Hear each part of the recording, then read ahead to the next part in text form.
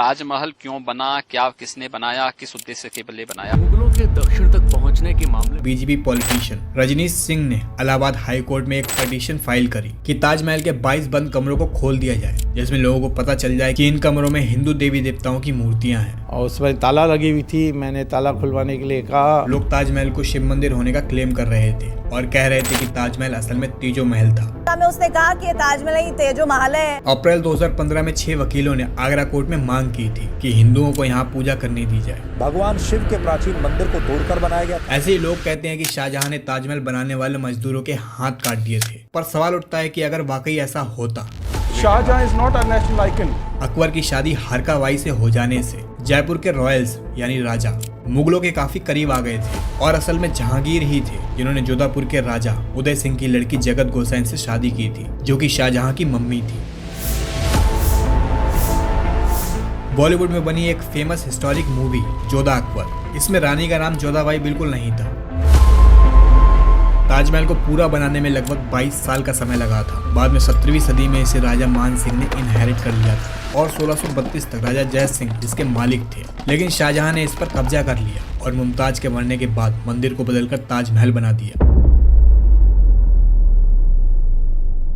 5 जनवरी 1592 में शाहजहां का जन्म हुआ था, जिनका नाम खुर्राम था। शाहजहां नाम इन्हें बाद में दिया गया था। इनके पिता का नाम जहांगीर और माता का नाम जगत गोसैन था, जिन्हें जोधाबाई भी कहा जाता है। अब ऐसा क्यों है, इसके बारे में आपको आगे पता चलेगा। खैर, जिनके लिए शाहजहां ने ताजमहल बनवाया था उनका नाम था मुमताज, जिनका जन्म 23 अप्रैल 1593 में हुआ था। शादी से पहले इनका नाम अर्जुमत बानू बेगम था। 1607 में इन दोनों की सगाई हुई और 1612 में इन दोनों ने शादी कर ली। हिस्टोरियंस के अकॉर्डिंग शाहजहां की और भी बीवियां थीं, पर ये सभी शादी पॉलिटिकल अलायंस बनाने के लिए ही हुई थी, यानी एक समझौते के तौर पे। असल में शाहजहां मुमताज को ज्यादा पसंद करते थे, इसलिए उन्हें मलिकाए जहां भी कहा जाता था। साथ ही शाहजहां का लगाव मुमताज के लिए इसलिए भी ज्यादा था क्योंकि मुमताज एडमिनिस्ट्रेशन को ज्यादा पसंद करती थी, तो शाहजहां जहां भी जाते थे जंग के लिए या डिप्लोमेटिक नेगोशिएशन के लिए, वो मुमताज को अपनी सलाह के लिए साथ ले जाते थे। शाहजहां की और दूसरी बीवियों से एक एक बच्चा हुआ था और मुमताज से 14 बच्चे हुए थे, पर किस्मत खराब होने की वजह से सारे बच्चे मारे गए थे। असल में ये उन दिनों आम था क्योंकि उस टाइम पर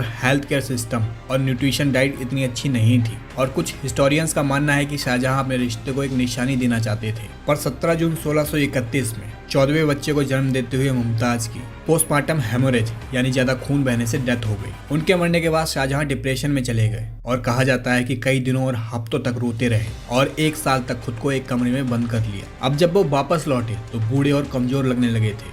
इस्लाम के हिसाब से मरने के बाद शरीर तो मिट्टी में मिल जाती है, पर आत्मा का उसके कर्म के आधार पर डिसाइड किया जाता है कि वो जन्नत में जाएगी या फिर जहन्नुम में। इन सब के बीच में शरीर और आत्मा की आखिरी जगह ही शांति की मानी जाती है, यानी कब्र। इसलिए शाहजहां का भी मानना था कि मुमताज की आखिरी जगह बहुत ही बड़ी और निशानी की तरह होनी चाहिए। तब उन्होंने ताजमहल बनाने की शुरुआत की तो उसे उस्ताद अहमद लाहौरी आर्किटेक्ट कर रहे थे, जिन्हें नादिर असर कहा गया, यानी the wonder of the age. Taj Mahal में लगे व्हाइट मार्बल्स राजस्थान से लाए गए थे, जैस्पर आया था पंजाब से, जेड और क्रिस्टल आए थे चीन से, टोरकस को तिब्बत से, साइफर आया था श्रीलंका से और कार्लेनियन को अरब से लाया गया था। कुल मिलाकर इसमें इस्तेमाल की गई हर नायाब चीज दुनिया के अलग अलग कोनों से आई थी। ताजमहल को पूरा बनाने में लगभग 22 साल का समय लगा था और करीब इसमें 22,000 मजदूर हर दिन इस पर काम करते थे। 1000 से भी ज्यादा हाथी सामान को उठाने और ले जाने के लिए इस्तेमाल किए गए थे। व्हाइट मार्बल्स पैनलिंग पर कैलीग्राफी अब्दुल हक शिराजी ने की थी। वैसे तो ताजमहल के बारे में कई तरह की अजीबोगरीब समय समय पर खबरें आती रहती हैं, लेकिन हम इस वीडियो में कोशिश करेंगे कुछ कॉमन कंट्रोवर्सीज को समझने में और क्लियर करने में। इसके सोर्सेस आपको डिस्क्रिप्शन में भी मिल जाएंगे। खैर, कुछ साल पहले तक लोग ताजमहल को शिव मंदिर होने का क्लेम कर रहे थे और कह रहे थे कि ताजमहल असल में तेजो महल था। अप्रैल 2015 में 6 वकीलों ने आगरा कोर्ट में मांग की थी कि हिंदुओं को यहाँ पूजा करने दी जाए। उनका कहना था कि राजा परमादी देव ने इसे 1212 एडी में बनवाया था। बाद में 17वीं सदी में इसे राजा मान सिंह ने इनहेरिट कर लिया था और 1632 तक राजा जय सिंह इसके मालिक थे, लेकिन शाहजहां ने इस पर कब्जा कर लिया और मुमताज के मरने के बाद मंदिर को बदलकर ताजमहल बना दिया। कोर्ट ने इस पर सेंट्रल गवर्नमेंट,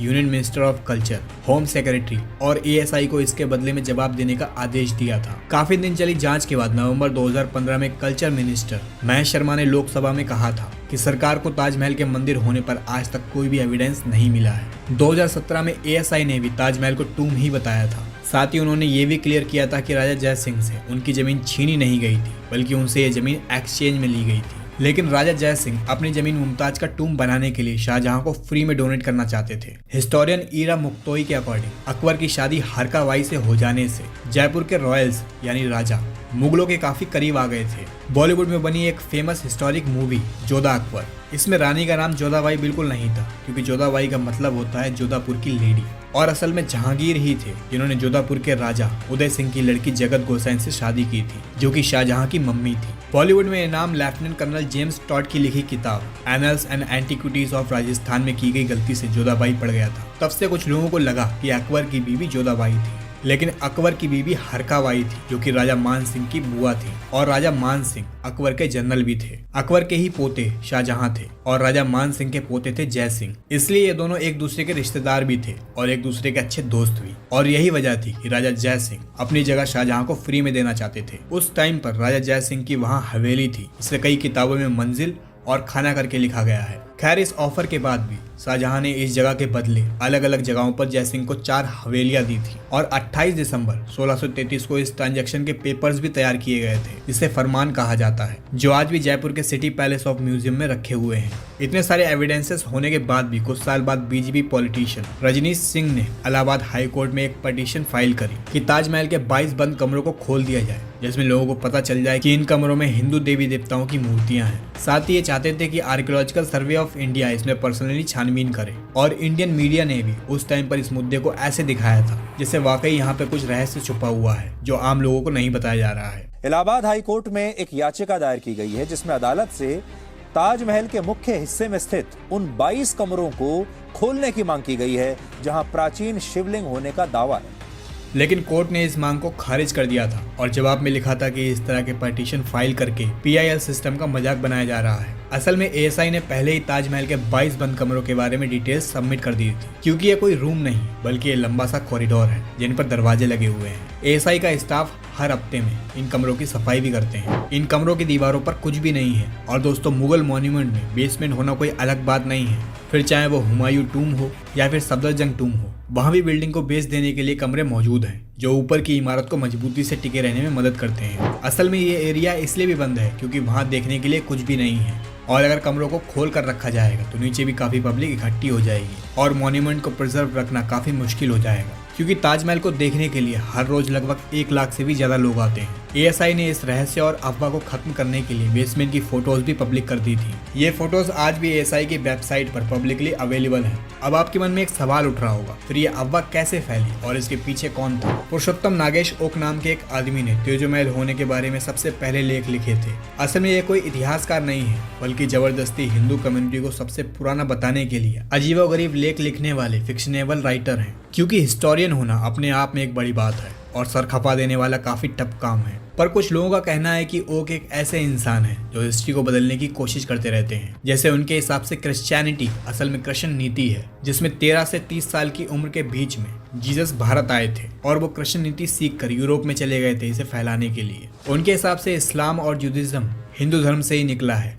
इसकी हिस्ट्री पर आपको हमारे चैनल पर डिटेल वीडियो मिल जाएगी। खैर, ओक अब्राहम को ब्रह्मा, साराई को सरस्वती और मोसेस को महेश बताते हैं। इनके हिसाब से पूरी दुनिया पर एंशिएंट हिंदू कम्युनिटी का राज था। उनका मानना है कि मुगल्स ने कोई भी बिल्डिंग नहीं बनाई बल्कि हमसे चुराई है। ओक का कहना था कि ताजमहल एक एंशिएंट हिंदू शिव मंदिर है, लेकिन हिस्टोरियंस ने इसके जवाब में लिखा कि भारत में 4वीं सदी के पहले की इमारत अगर रॉक कट से बनी हुई है तभी वो इतने टाइम तक टिक सकती है। इसके अलावा कोई दूसरी इमारत इतने टाइम तक भारत में नहीं टिक सकती। इससे साफ हो जाता है कि ताजमहल 16वीं सदी में ही बना था। इसके बाद ओक ने अपना स्टेटमेंट बदल दिया और कहा कि इसे राजा परमादित्य देव के चीफ मिनिस्टर ने 1155 AD में बनवाया था। ओक के 1989 में लिखे लेख में, जिसका नाम था ताजमहल द ट्रू स्टोरी के बेसिस पर, साल 2000 में खुद ही कोर्ट में एक PIL फाइल करी कि अब हमें सच जानना होगा कि ताजमहल एक मंदिर है, जिसमें एक लाइन सच थी कि राजा जय सिंह की हवेली के बाद ही ताजमहल बना था। बाकी की सारी दंत कथा लिखी हुई थी, जिसका कोई भी एविडेंस आज तक नहीं मिला है और न ही इतिहास की कहानी मेल खाती है। सुप्रीम कोर्ट ने उनकी PIL रिजेक्ट कर दी और कहा कि लगता है कि इन्हें किसी मधुमक्खी ने काट लिया है। इसके बाद साल 2010 में शुरू हुए व्हाट्सएप से ये बनावटी कहानी सब में आग की तरह फैल गई और लोग इस कहानी पर विश्वास करने लगे, और इसके बाद फिर से कोर्ट में ताजमहल के खिलाफ अलग अलग PIL जाना शुरू हो गई और हमारी मीडिया बिना फैक्ट चेकिंग के सभी अफवाहें और खबरें धड़ल्ले से चलाती रही। खैर ये शुरू से ही सभी बातें किताबों में मौजूद रही हैं, लेकिन सबको कंट्रोवर्शियल हॉट टॉपिक्स ज्यादा पसंद आते हैं। ऐसे ही लोग कहते हैं कि शाहजहां ने ताजमहल बनाने वाले मजदूरों के हाथ काट दिए थे। ताजमहल का निर्माण हुआ और जिन कारीगरों ने निर्माण किया उनके हाथ काट दिए गए थे। पर सवाल उठता है कि अगर वाकई ऐसा होता तो शाहजहानाबाद, जिसे आज हम पुरानी दिल्ली कहते हैं, वो कैसे बनती, और फिर कई मॉन्यूमेंट्स जैसे जामा मस्जिद और लाल किला कैसे बनते। असल में शाहजहां के बाद ये मुगल आर्किटेक्ट गोल्डन पीरियड शुरू हुआ था। वेल दोस्तों, अगर आपको दिल्ली के बारे में जानना है तो इस वाली वीडियो को जरूर देखें और ऐसी इंटरेस्टिंग वीडियोस को देखने के लिए हमारे चैनल को सब्सक्राइब करना ना भूलें। मिलते हैं नेक्स्ट वीडियो में।